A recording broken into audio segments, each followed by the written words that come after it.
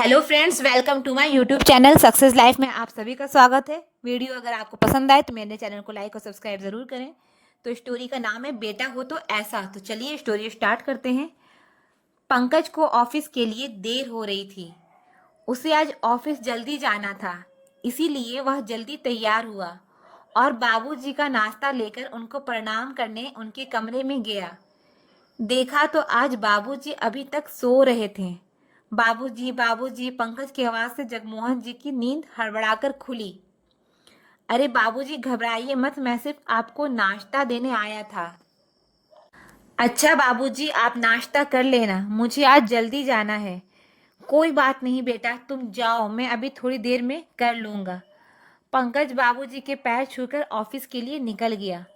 जगमोहन जी कुछ देर बाद नाश्ता करने लगे तो आरती ने वहां जाकर उनके हाथ से नाश्ते की प्लेट छीन ली और तमक कर बोली, बाबूजी नाश्ते का टाइम तो अब खत्म हो चुका है।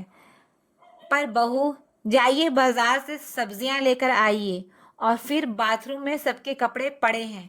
चलिए जल्दी से, वरना दोपहर का खाना भी नहीं मिलेगा, समझे आप। जगमोहन जी चुपचाप नम आंखों से बाजार सब्जी लेने चले गए। बहू ने एक एक पैसा भी गिन कर दिया था, इसीलिए वह कुछ खा पी भी नहीं सकते थे। सब्जियां लाकर उन्हें धोकर रसोई में रख दी और बाथरूम में सारे कपड़े धोने के बाद भी दोपहर के 3 बजने को आए थे, लेकिन अभी तक उन्हें कुछ खाने को नहीं मिला था। थोड़ी देर बाद बहू सुबह के नाश्ते के बच्चे 2 सूखी ब्रेड चाय के साथ पटक कर चली गई। भूखी जगमोहन जी चुपचाप झट से खा गए थे। ऑफिस को जल्दी में निकलते हुए अपने बेटे पंकज को जगमोहन जी ने आज हिचकते हुए टोक दिया। हाँ पापा बोलिए, कुछ चाहिए क्या? बेटा वह मेरे जूते थोड़े फट गए हैं। अरे पापा तो नहीं ले आऊं? पंकज पत्नी आरती को आवाज लगाते हुए बोला। आरती जरा देख लेना पापा को, क्या चाहिए उन्हें तुम ला देना। मुझे अभी देर हो रही है। और पंकज जल्दी से घर से बाहर निकल गया। पंकज के घर से निकलते ही आरती ने कड़ी नजरों से अपने ससुर की तरफ देखा। आपको इतना भी नहीं पता कि घर से बाहर जाते हुए किसी को रोकना नहीं चाहिए? क्या हो गया है आपके जूते को? सारा दिन तो घर में पड़े रहते हैं, फिर भी नए जूते क्यों चाहिए? बेटा बेचारा सारा दिन अपने हाड़ पेलता रहता है और इधर इनको बेफिजूल के खर्चे रुकती ही नहीं है। जगमोहन जी बहू की कड़वी बातें सुनकर बिल्कुल छोटे बच्चे की तरह चुपचाप रह गए। इतना बखेड़ा होने के बाद भी जगमोहन जी के नए जूते बहू ने नहीं ला कर दिए और पंकज ने काम के सिलसिले में इतना ध्यान नहीं दिया, क्योंकि उसे अपनी पत्नी पर विश्वास था कि वह उसके पिता का बहुत अच्छे से ध्यान रखती है। ऐसा हो भी क्यों ना, क्योंकि जब तक पंकज घर में रहता है आरती अपने ससुर के साथ बहुत अच्छा व्यवहार करती है। पंकज को दिखा दिखा कर अपने ससुर जी के लिए चाय नाश्ता बनाती थी। इसी विश्वास में आकर घर की सारी भाग दौड़ पंकज ने अपनी पत्नी के हाथ सौंप रखी थी। उसके खुद के पास तो इतना समय भी नहीं था कि 10 मिनट अपने पिता के पास बैठकर उनसे बात कर ले। वह आरती के इस दोहरे चेहरे से अभी तक अनजान था। रात को पंकज के घर आने से पहले ही आरती अपने ससुर को खाना देकर उनके कमरे में भेज देती थी। पंकज पूछता था कि पापा ने खाना खा लिया, तो आरती कहती, हाँ हाँ, पापा को खाना में देर हो जाए तो फिर अच्छे से नींद नहीं आती है, इसीलिए बहुत जल्दी ही खाना खा लेते हैं, फिर उन्हें दवाइयाँ भी तो देनी पड़ती है। पंकज पत्नी के मीठे बोल के पीछे छिपी मंशा को कभी समझ ही नहीं पाया। एक दिन उसके बॉस के यहाँ कोई फंक्शन था, तो पंकज को जल्दी छुट्टी मिल गई। उसने सोचा चलो आज आरती और पापा को सरप्राइज देता हूँ, आज कहीं बाहर लेकर घूमने चलता हूँ। वह आरती को बिना कुछ बताए घर आ गया तो आरती की तेज आवाज़ सुनकर उसके पैर ठिठक गए। आरती जोर जोर से चिल्ला रही थी, आपको कुछ सुनाई नहीं देता क्या? जो बना है जल्दी से खा लो, और खबरदार अगर यह बताया कि मैं तुमसे पूरे दिन काम करवाती हूँ। बेटे के आगे ज़्यादा नौटंकी दिखाने की ज़रूरत नहीं है। कभी रोटी टेढ़ी है तो कभी सब्जी में मिर्च है। यह तुम्हारे बाप का कोई होटल नहीं है, मेरा घर है। खाने बनाने में मेहनत लगती है, अगर ज़्यादा नाकामीनी की निकाली तो कल से यह भी नहीं मिलेगा। पत्नी के बोल सुनकर पंकज को बहुत गुस्सा आ रहा था, लेकिन उसने उस वक्त अपने गुस्से को पी लिया। खिड़की के अंदर झांक कर देखा तो जगमोहन जी की प्लेट में 2 सूखी रोटी और एक कटोरी में सब्जी रखी थी। जगमोहन जी बार बार अपनी आंखें पोंछ रहे थे। सब्जी में मिर्च इतनी तेज थी कि बार बार पानी पी रहे थे। थोड़ी देर ऐसे ही बाहर टहलने के बाद पंकज घर के अंदर आया। देखा तो पापा अपनी थाली उठाकर रसोई में बर्तन साफ कर रहे थे। अचानक से पंकज को देखकर आरती सकपक हो गई। अरे आज आप इतनी जल्दी आ गए? हाँ, वो ऑफिस में काम नहीं था तो आ गया। बहुत भूख लगी है, जल्दी से खाना लगा दो। पापा आपने खा लिया? अपने पिता की ओर देखते हुए पंकज ने पूछा। जगमोहन जी का मुंह थोड़ी देर पहले ही बहू की झिड़की सुनकर उतरा हुआ था। वह बोलते उससे पहले ही आरती बोल पड़ी। हाँ, पापा जी ने तो अभी खाना खा लिया है। मैं उनके लिए बस दूध बना रही थी। पापा जी आप कमरे में जाइए, मैं दूध लेकर आती हूँ। और आप हाथ धोकर बैठिए, मैं खाना लगाती हूँ। आरती फटाफट पंकज की थाली लगाने लगी। 2 सब्जियां, सलाद, अचार और गरम गरम रोटी रखकर आरती ने पंकज की थाली लगा दी। पंकज ने एक प्लेट में 2 रोटी और थोड़ी सी सब्जी निकाल कर खाने लगा और आरती अचकते हुए बोली, यह आप कैसे खाना खा रहे हैं? अरे इतना कुछ लाई हूँ तो अच्छे से खाते क्यों नहीं? मैं तो देख रहा हूँ कि मेरे पापा रोज़ कैसे खाना खाते हैं, जो तुम उन्हें मेरे आने से पहले बड़े प्यार से खिला रही थी। पंकज की बात सुनकर आरती की हालत ऐसी हो गई मानो तो कांटों से खून नहीं जी, और कहती आरती कहते हुए हकलाने लगी। पंकज लाल आंखों से आरती को देख रहा था और उसने एक जोरदार थप्पड़ आरती के गाल पर जड़ दिया। तुम्हारी हिम्मत कैसी हुई मेरे पापा के साथ ऐसा करने की और उनसे काम करने कराने की और इस तरह से बात करने की? मैं तुम्हें पापा के सामने बेइज्जत नहीं करना चाहता था, इसलिए तुम्हें समझा रहा हूँ। आज के बाद अगर तुम्हारे कारण मेरे पापा को तकलीफ हुई तो समझ लेना अब बस, और नहीं। मैं तुम पर विश्वास किया और तुम मेरे पापा के साथ ऐसा व्यवहार करती रही। अरे आज मैं जो कुछ भी हूँ उन्हीं की बदौलत हूँ। मैंने फैसला किया है कि आज से मेरे पापा मेरे साथ ही खाना खाएंगे। दरअसल गलती तो मेरी ही है जो मैं अपने पापा को थोड़ा सा समय भी नहीं दे पाता हूँ। आरती डर से कांप रही थी क्योंकि आज उसका दोहरा चेहरा पंकज के सामने आ चुका था। पंकज इस समय अपने पापा के कमरे में गया, उनका हाथ अपने हाथ में लेकर बोला, पापा मुझे माफ़ कर दीजिए जो मैं आपकी तकलीफ़ समझ नहीं पाया, लेकिन आज के बाद आपको शिकायत का मौका नहीं दूंगा। आपको किसी भी चीज़ की ज़रूरत हो या कोई भी तकलीफ़ हो तो मुझे बेझिझक कहिएगा। और हाँ, आज के बाद दोनों बाप बेटे एक साथ खाना खाएंगे। कहते कहते पंकज की आंखों में आंसू आ गए और उसने अपना सर पिता के कदमों में झुका दिया। मनमोहन जी भीगी पलकों से अपने बेटे के सिर पर हाथ फेर रहे थे।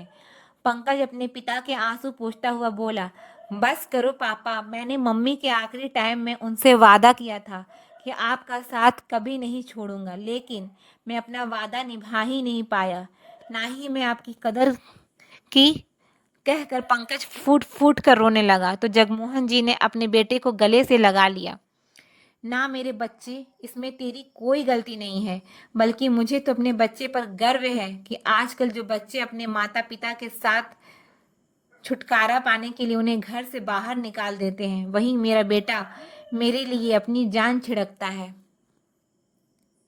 अरे मैं तो फिर भी खुश नसीब हूँ जो मुझे तेरे जैसे बेटे का बुढ़ापे में तेरा प्यार और साथ का सुख प्राप्त हुआ, और जब तेरी माँ के सुख भोगने का वक्त आया वह मुझे छोड़कर चली गई। बेचारी सुषमा जी संयुक्त परिवार में शादी कर आई थी, अपने माता पिता की इकलौती बेटी थी। ससुराल आते ही माँ ने सारी जिम्मेदारी उसके ऊपर डाल दी थी। 20 लोगों का परिवार और उस पर इतने कठोर नियम। गर्मियों में तो पूरा दिन साड़ी पहनकर सर पर पल्लू करके रोटियां बेलते बेलते ही सुषमा जी का चक्कर आने लगते थे। उसने कई बार मुझे कहा, लेकिन मैं उनके लिए चाह कर भी कुछ नहीं कर पाता था। बिजनेस में ऐसा फंसा कि बस मैं उसमें ही सिमट कर रह गया। मेरे भाई बहन, चचेरे भाई बहन सभी पढ़ लिख कर दूसरे शहर में नौकरियां पर चले गए और शादी के बाद उनकी पत्नियां को मिली। लेकर के चले गए। अपने तरीके से जीवन बिताने का स्वतंत्रता और सुषमा के जीवन में कुछ नहीं बदला। कुछ समय बाद सुषमा जी ने अपना नसीब समझकर मुझे भी कुछ कहना बंद कर दिया। सुषमा जी की बस एक ही इच्छा थी, उसके लिए दिन रात कोई सबसे मिन्नतें की, लेकिन सबने भी उसके दर्द को नहीं समझा। सुषमा जी के पिता के गुजर जाने के बाद उनकी माँ परेशानी में चली गई थी। सुषमा जी उनके पास जाकर नहीं रह सकती थी, इसलिए उन्होंने घर वालों से माँ को साथ लाने की अनुमति मांगी। तो तेरी दादी मेरी माँ के झड़कते हुए बोली, बहू शर्म नहीं आ रही तुम्हें ऐसी बात करते हुए? अरे समाज में क्या मुंह दिखाएंगे? और बेटी के घर का तो पानी भी नहीं पीते, और तुम्हारे पापा बेटी दामाद से सेवा करवाएंगे। सुषमा जी ने उसी दिन आखिरी बार मेरी तरफ उम्मीद भरी नजरों से देखा था। माँ ने मुझे कुछ बोलते ही नहीं दिया। एक बार फिर चाह कर भी मैं अपनी पत्नी के लिए कुछ नहीं कर पाया। सुषमा जी अपने कमरे में जाकर कटी बेल की डाल की तरह रह गई थी। अफसोस बहुत हुआ, लेकिन कुछ कर ना सका।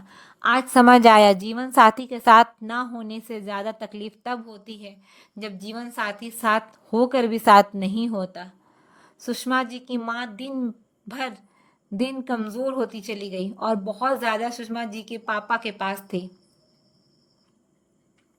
उस दिन सुषमा जी ने आंसुओं से जैसे मेरे घर में बाढ़ ला दी थी। पहली बार मैं सुषमा जी को इतने ध्यान से देखा। निस्तेज चेहरा, धसी हुई आंखें और गालों पर सूखे हुए आंसुओं के निशान। क्या यह वही सुषमा है? नहीं, वो नहीं है जो मेरा हाथ थाम कर इस घर में आई थी। वह तो चंचल सी खूबसूरत अदाएं मनमोहक मुस्कान के साथ आई थी, लेकिन यह तो मुस्कान भी भूल चुकी थी। मैं सुषमा जी को खुश रखने की बहुत कोशिश कर रहा था, लेकिन उनके अंदर सब कुछ खत्म हो चुका था। कुछ सालों बाद तेरे दादा दादी भी नहीं रहे। चाची चाचा भी अपनी बेटे बहू के साथ रहने चले गए। अब मैं सुषमा से कहा कि वह जो चाहे कर सकती है, जैसे चाहे रह सकती है। उनका जवाब था कि जीवन के वह कीमती साल जब गंवाई थी, ख्वाहिशें थी, सपने थे, बर्बाद हो गए। अब मैं समझौता करना सीख लिया है मैंने। अब मैं कोई ख्वाहिश, कोई चाहत नहीं रखती। और फिर तुम्हारी शादी भी धूमधाम से कर दी गई।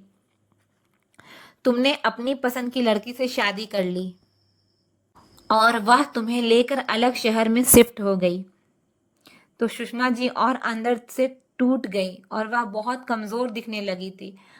हॉस्पिटल जाने के नाम से चिढ़ जाती थी, और एक दिन जब वह बेहोश होकर गिरी, तब मालूम हुआ कि वह कैंसर के आखिरी स्टेज पर थी। वह खामोश थी, लेकिन सबकी दुनिया को उजाड़ रही थी, खासकर मेरी। मुझे तो उनके बिना कुछ करना आता ही नहीं था। बहुत मिन्नतें की, मैंने उन्हें बहुत रोका, लेकिन वह मुझे हमेशा के लिए छोड़कर चली गई और जाते जाते तुमसे वादा ले गई कि तू हमेशा मेरा ख्याल रखेगा। तुम्हारी माँ के जाने के बाद मैं बिल्कुल अंदर तक टूट चुका था। अपनी पत्नी की मौत का जिम्मेदार मैं खुद को मानने लगा। इसलिए मैंने तुम्हारे साथ भी रहने के लिए जब मना कर दिया था और बस उनकी यादों के सहारे समय गुजारने लगा। फिर मैंने सोचा तुम लोगों के साथ रहूंगा तो मुझे यहाँ अकेलापन और दुख नहीं होगा। लेकिन बहू तो यहाँ मेरे साथ। पापा मुझे सब सच बताइए, मेरे बाद क्या क्या होता है इस घर में? आरती आपके साथ क्या क्या जातियाँ करती है? जगमोहन बाबू रोते हुए बोले, अभी कुछ दिन पहले की बात है। जगमोहन जी यादों में खो गए। पापा जी, मैं सब समझती हूँ। आप पंकज के सामने चाय और खाने पीने की चीज़ों की डिमांड करते हैं ताकि मैं मना ना कर सकूं, पर याद रखिए, जब वह दफ्तर चले जाएंगे तब आपको रोटी कौन देगा? इसलिए मुझे परेशान करना बंद कर दीजिए। बुढ़ापे में लोग कहते हैं थोड़ा कम खाना चाहिए ताकि आसानी से खाना पच जाए, पर आप हैं कि दिन रात मुंह चलाते रहते हैं। आपका मुंह थकता नहीं। आज तीसरी बार आपको चाय दे रही हूँ, इसके बाद खबरदार जो आपने चाय के लिए मुझे कहा तो। मैं कोई नौकरी नहीं करती, इसका मतलब ये नहीं कि दिन रात घर में रसोई का काम ही करती रहूं। आप बैठे बैठे थक जाते हैं, मैं भी तो इंसान हूँ, थकती नहीं हूँ क्या? आपका क्या है? आप तो पूरे दिन बैठकर बस फरमाइश करते रहते हैं। अब एक बार भी मुझे आवाज़ मत लगाना। ना जाने उनकी बेटी को क्या सूझी जो श्रवण कुमार बनने चले। खुद तो दफ्तर चले जाते हैं, मेरे सर पर एक लटकती हुई तलवार छोड़ जाते हैं। आरती अपने ससुर जगमोहन जी से कहती है। जगमोहन जी बोले, बहू सही बात कह रही हो, बुढ़ापे में थोड़ा कम खाना चाहिए, पर जितना भी खाना चाहिए वह पौष्टिक भोजन होना चाहिए। यह भी तो देखो कि तुम मुझे खाने को क्या देती हो। अब इतने में मेरी भूख कैसे मिटेगी? इससे अच्छा तुम मुझे दूध रोटी दे दिया करो, कम से कम थोड़ी ताकत तो होगी। बहू, मैं तो बूढ़ा हो गया हूँ। सच कहा है किसी ने, बूढ़ा और बच्चा एक जैसा होता है। तो तुम ऐसा क्यों नहीं करती कि मुझे सुबह नाश्ते में अगर रोटी सब्जी या दूध रोटी दे दो तो मुझे 12 बजते बजते भूख भी ना लगे। अब क्या करूं? शुगर की बीमारी है, बार बार भूख लग जाती है। अब तुमसे ना कहूं तो किससे कहूं? वैसे भी बुढ़ापे का सहारा तो बेटे बहू ही बनते हैं, और इस पूरी दुनिया में पंकज और तुम्हारे सिवा मेरा है ही कौन? कहते कहते जगमोहन जी का गला भर आया और आंखों में आंसू आ गए। आरती धीरे से बोली, बाप रे बाप, दूध का नाम मत लीजिए। आपको पता है दूध का भाव कितना हो गया है? मैं तो चाय भी नाप कर बनाती हूँ, और आप दूध रोटी की बात कर रहे हैं। ठीक है, मैं सोचूंगी। अब ऐसे विचारों जैसे शक्ल मत बनाइए, मुझे ही पाप लगेगा। जगमोहन जी वहां से चले गए, पर वह गुस्से में बोलती रही, लगता है जैसे मैं इन बाप बेटे की नौकर लगी हुई हूँ। तभी तो आते जाते माँ बाप बेटे दोनों बस अपना ऑर्डर चलाते हैं। अब अगर इस बूढ़े ने आवाज लगाई तभी मैं नहीं सुनूंगी, फिर चाहे यह बूढ़ा ही क्यों न मर जाए मेरी बला से। इतना कहकर आरती अपना फोन लेकर कमरे में बैठ गई। तभी आरती की माँ शकुंतला जी का फोन आया, तो आरती बोली, अरे माँ, अब मेरा हाल चाल पूछकर जले पर नमक मत छिड़को। दिन रात रसोई में लगी रहती हूँ, एक पल भी चैन का सांस नहीं। ना जाने मेरी खुशियों को किसकी नजर लग गई।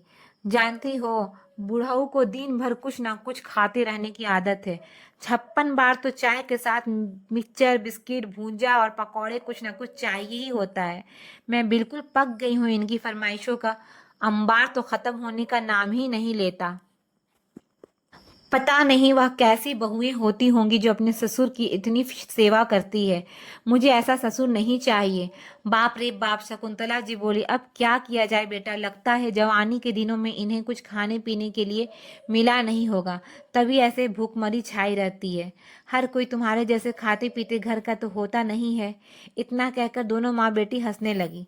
बगल वाले कमरे में जगमोहन जी बहू और उसकी माँ की आवाज सुनकर एकदम से सुन रह गए।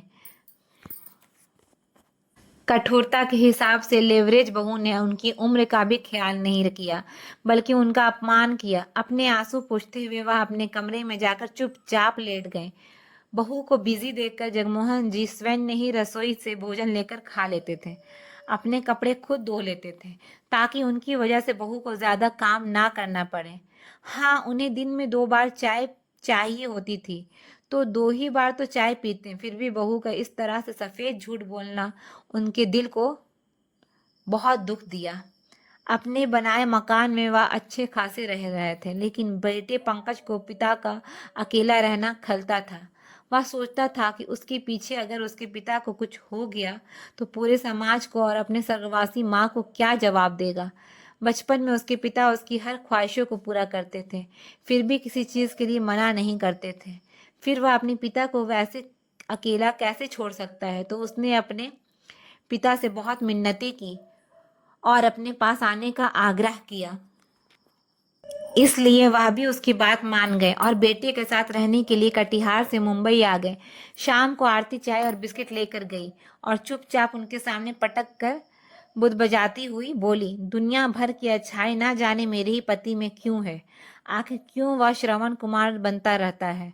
औरों के पति को देखो, पत्नी की एक आवाज पर क्या कुछ नहीं करता, पर यह है कि मेरी एक नहीं सुनता है। घर का काम क्या कम था जो इस बुढ़े को मेरे सर पर लाकर बिठा दिया और यह भी दिखाते हैं सीधे साधे, पर अंदर से बहुत चंट हैं। दिन भर कुछ न कुछ डिमांड करते रहते हैं, कभी चाय दो, कभी पकौड़े दो, और जब बेटा सामने दिखता है तभी इन्हें सब कुछ खाने की इच्छा होती है। यह सब समझते हैं कि मैं उनके सामने तो कुछ कह नहीं पाऊंगी और इनकी मनमानी हो जाएगी। लीजिए बाबूजी, आपकी चाय और बिस्किट हाजिर है। जब तक मुझे आप परेशान नहीं कर लेते आपको भी चैन नहीं पड़ता है ना। ना जाने हर बूढ़े लोग बुढ़ापे में ऐसे ही बच्चों का परेशान करते हैं, या फिर आपने ही मुझे परेशान करने की कसम खा रखी है। इतना कहकर वह पैर पटकती हुई वहां से चली गई। जगमोहन जी अपमान का घूंट पीकर अपने पेट की आग बुझाने के लिए वह बिस्कुट और चाय पीकर बाहर घूमने के लिए निकले और बगल के पार्क में जाकर बैठ गए और सोचने लगे, अगर बहू की जगह मेरी बेटी होती तो मैं उसका स्वभाव बदलने के लिए क्या करता। इसलिए वह जानबूझकर झूठा कप को अपने कमरे में छोड़कर चले गए थे ताकि बहू की प्रतिक्रिया जा सके। सुबह बेटे ने 500 रुपये दिए थे, तो 2 घंटे बाद जब जगमोहन जी लौटे तो साथ में बाजार से आम, लीची, हरी सब्जी, 1 किलो काजू कतली बहू को पकड़ाते हुए हाथ में दोनों के लिए बाथरूम चले गए हाथ में देते हुए बाथरूम चले गए। पंकज घर में ही था। उसने कहा, अरे वाह पापा, आज तो आपने खाने पीने की बहुत सारी चीजें ले आए। लगता है पूरा बाजार खरीद कर लाए हो। क्या बात है, और मिठाई के डब्बे भी। लो पापा, आप भी खाओ, आपको भी काजू कतली बहुत पसंद है ना। बाप बेटे का प्यार देखकर आरती के तन बदन पर आग लग गई। वह कान्ही नजरों से ससुर को देख रही थी कि आज सूरज किस तरह से निकल गया कि सामान लेकर आए हैं। खैर मुझे क्या, बाप बेटा खाए पिए, कम से कम मेरी तो जान छूटे। कंधा उचकाते हुए आरती बोली, ऐसे तो बाबूजी को कभी कुछ लाते हुए नहीं देखी हूँ। आप घर में हैं तो इन्हें भी लगा होगा, चलो कुछ पैसे तो बेटे पर खर्च करूं। दिन रात तो बेटा ही इन पर खर्च करता है। इतना कहकर वह रात के खाने की तैयारी में लग गई। पंकज बोला, पापा आप उसकी बातों पर ध्यान मत दो, वह तो वैसे ही बोलती रहती है। क्या किया जाए, घर का सारा काम करती है तो कभी कभी थकान में कुछ कह जाती है। जगमोहन जी बोले, अरे नहीं बेटा, मैं समझता हूँ। अब बहू की जगह अगर मेरी बेटी होती तो शायद मैं उसकी बात का भी बुरा नहीं मानता और उसकी परेशानियां कम करने के लिए कुछ न कुछ उपाय जरूर करता। मैं तो बहू को अपनी बेटी ही समझता हूँ, पर ना जाने या मुझे अपना पिता कब समझेगी। खैर छोड़ो उन बातों को। कुछ दिनों से मैं तुम्हें कुछ कहना चाह रहा था। पंकज बोला, हाँ हाँ बोलिए ना, क्या बात है। जगमोहन जी बोले, बेटा पंकज, मौसम आज कितना अच्छा है ना। काश तुम्हारी माँ होती तो हमें गर्मा गर्म पकौड़े और अदरक वाली चाय बनाकर खिलाती पिलाती। वह भी क्या दिन थे जब मेरे कहने से पहले तुम्हारी माँ सब कुछ बनाकर सामने रख देती थी। पंकज बोला, हाँ पापा, वह बात तो सही है, पर आपको नहीं लगता है पकौड़े खाने के लिए देर हो गई है? देखिए घड़ी में रात के 9 बज रहे हैं। अगर आप पकौड़े खाएंगे तो खाने का समय निकल जाएगा, और वैसे भी आरती खाना बना रही है। चलिए आज खाना खा लेते हैं, कल पकौड़े का प्रोग्राम बनाया जाएगा। पंकज खाने के लिए जाने लगा तो जगमोहन जी पहले खड़े हुए, फिर वापस से बैठ गए। पंकज बोला, क्या हुआ पापा, चलिए खाना खाते हैं। जगमोहन जी उदास होकर बोले, सच कहते हैं लोग, बूढ़ा बाप साठिया जाता है। इसलिए देखो ना, मैं भी कैसा पागल हूँ जो मुझे अभी ही पकौड़े खाने का मन कर रहा है। अब क्या करूँ, कैसे मन को समझाऊं। इसीलिए जब मैं शाम में बाहर जा रहा था तभी बहू को बोला था कि मुझे पकौड़े बनाकर खिला दो। लगता है वह अपनी माँ से बात करने में बिजी थी, इसलिए सुनी नहीं होगी। ठीक है छोड़ो, कोई बात नहीं। पंकज बोला, ठीक है पापा, आप 1 मिनट रुकिए, मैं आरती से कहता हूँ। पहले वह थोड़े से पकौड़े बना देगी, फिर रोटी बनाएगी। आरती गुस्से से पागल हो ही जा रही थी। लग रहा था किसी ने उस पर गरम गरम खौलता हुआ तेल डाल दिया हो। आरती को पहले पकौड़े तलने पड़े, फिर आधे घंटे बाद भोजन देना पड़ा। फिर सब खा पी कर सोने चले गए और आरती मन महसूस कर गई। अगले दिन पंकज काम पर चला गया तो आरती ने अपनी माँ को फोन करके पिछले दिनों की सारी घटना बताई। शकुंतला जी बोली, बुढ़ऊ जानबूझकर तुम्हें परेशान कर रहा है। तुम भी वही करो, जब बेटा ना रहे तो उसे सबक सिखाओ, वरना तुम्हारे सर पर बैठकर तांडव करेगा। आरती जगमोहन जी से बोली, पापा जी, आप अपनी बेटी होती तब आपको बहू का दर्द समझ में आता। मैं बहू हूँ, इसलिए आप मुझे परेशान कर रहे हैं।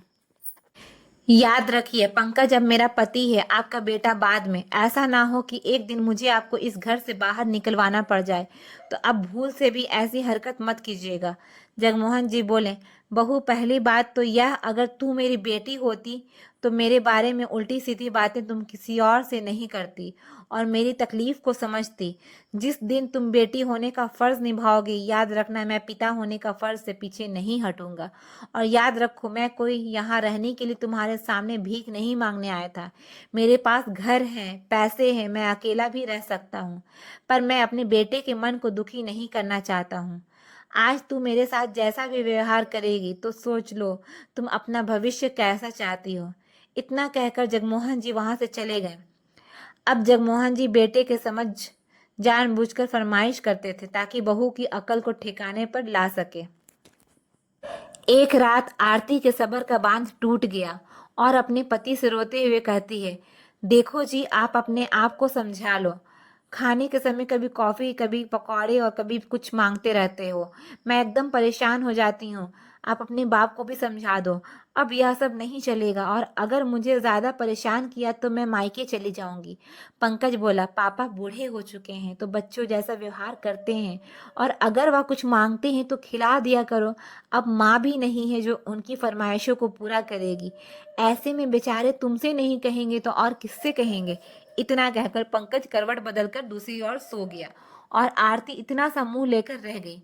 अगले दिन आरती की एक सहेली ने कहा, बुढ़ापे में और शुगर के पेशेंट को बार बार भूख लगती ही है।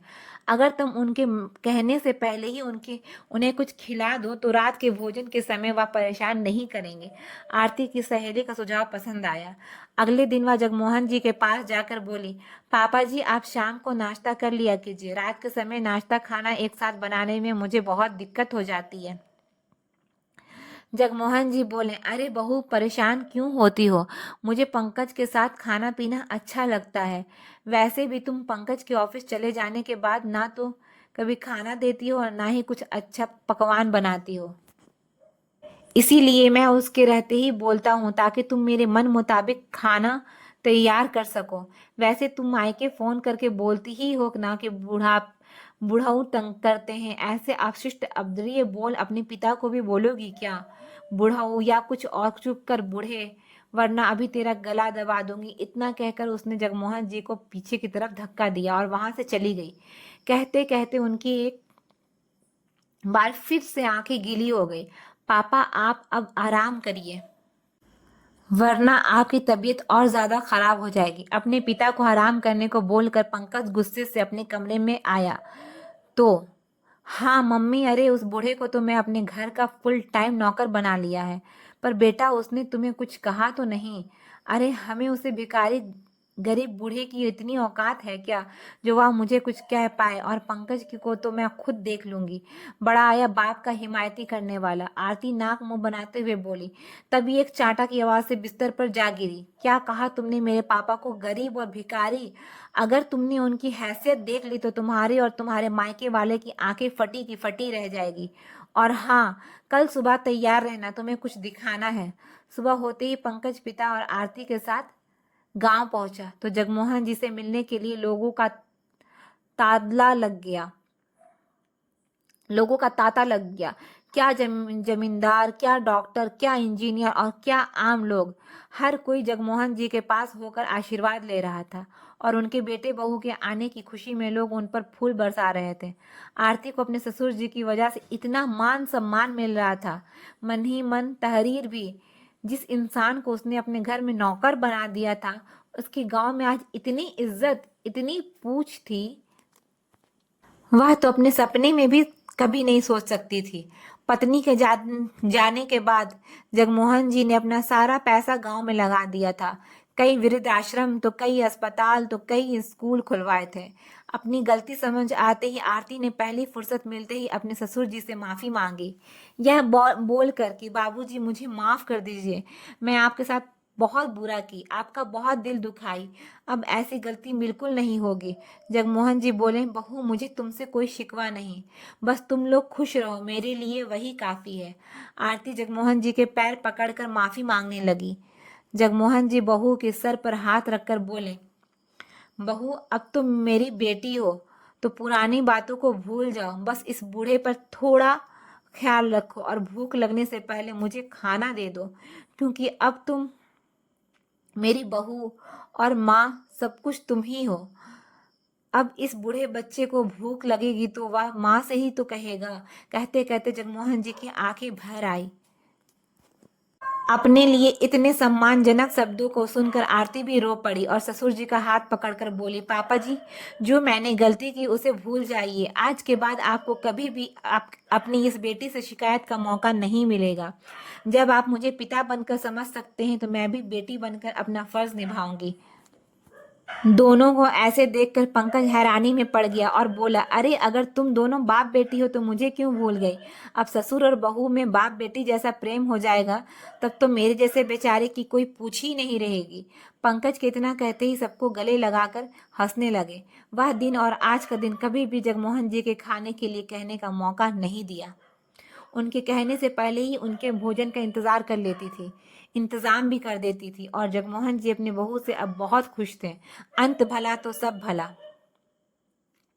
तो फ्रेंड, कैसी लगी मेरी आपको स्टोरी? कमेंट बॉक्स में ज़रूर बताएं और अगर ये स्टोरी आपको मेरी पसंद आती है तो मेरे चैनल को लाइक और सब्सक्राइब ज़रूर करें।